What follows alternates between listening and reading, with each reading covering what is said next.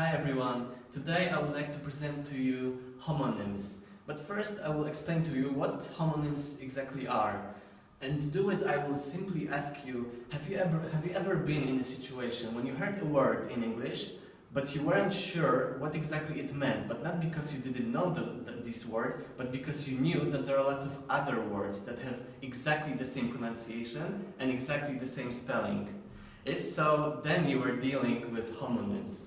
But don't worry, today I will explain to you that homonyms are not as difficult as they may seem to be, and they are also lots of fun, because there are lots of jokes based on homonyms, like the one that I will show you at the end of this video, so stay with me.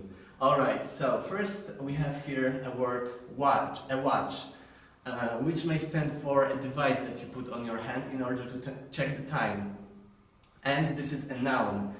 But there's also a verb, to watch, which means basically like you're watching me right now. So as you can see, the spelling is the same, pronunciation is the same, the meaning, however, is completely different. Alright, so let's move on. We have the next example is to lie, and here, as you can see, both of them are verbs. So in the first one we have to lie, which means to say things that are not necessarily true. I hope you don't do it too often. And also there is a word to lie, which basically means to lie on a bed, for instance. Like this cat is lying on the ground. Right, and then we have right. We have right, which may stand for direction, like turn right.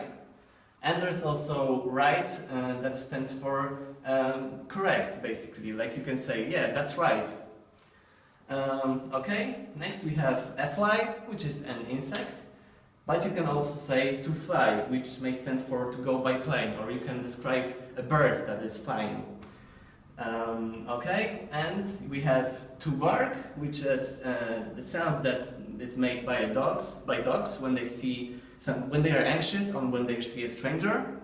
And there's bark in the sense of a skin of a tree. Right, and the last one we have fire. Like you can see, we have flames, we all know what fire is, but you can also say to fire someone, which means that this person, someone, will lose a job.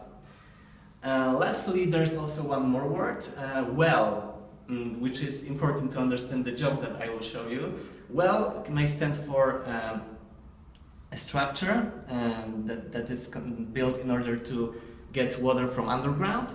But you can also say well in a sense like someone asks you, how are you today? And you can answer, I'm well, thanks. Or you can say that someone did the job and you can say, yeah, that's very well.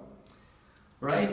So, like I promised, here we have a guy asking this well, hey man, how are you? And the well answers, thanks, I'm well. So, if you got it, then it means that you understood what homonyms are all about. And that's it from my side. Thank you guys, thank you everyone, and see you next time.